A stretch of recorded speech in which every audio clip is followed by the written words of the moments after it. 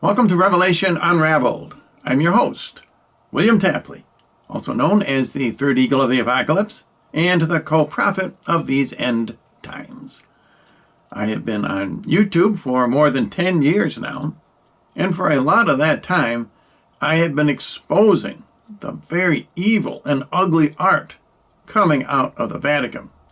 And it has only gotten much worse during the reign of Pope Francis.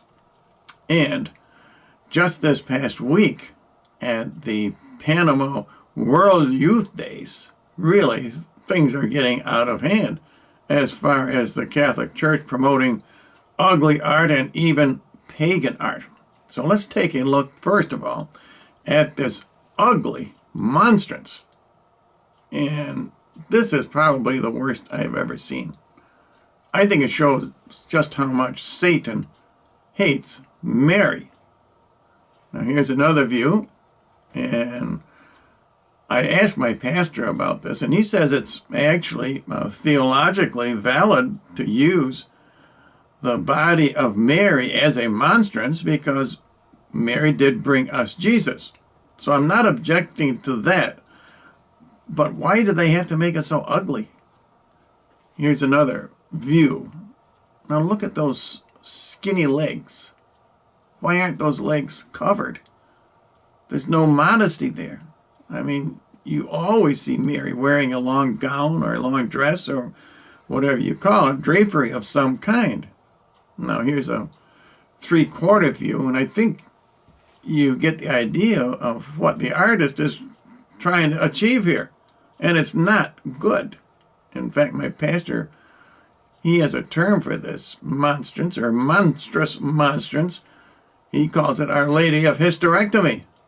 I think he's right. I think that's accurate. I think that's what the artist had in mind. It's a perverted image of Mary. Now, this is not the first time the Catholic Church has used ugly monstrances and pagan monstrances at World Youth Days. Now, this is actually an image of Hathor, the cow goddess. This is a pagan image out of Egypt. Notice, for example, the two horns on either side.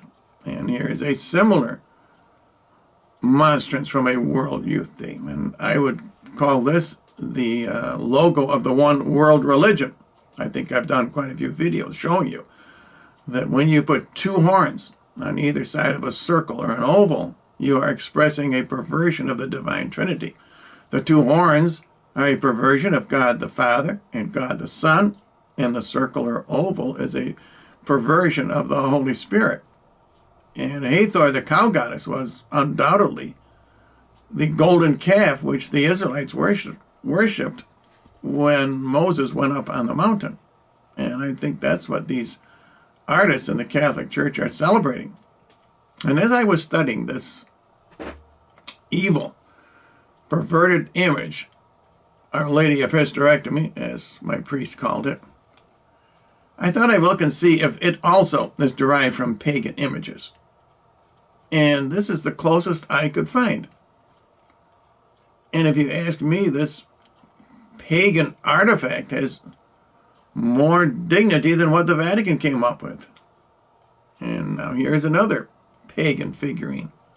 Really, I think pagans who were noted for disrespecting women had more respect than Our Lady of Hysterectomy. And now here is a pagan sculpture from ancient Greece.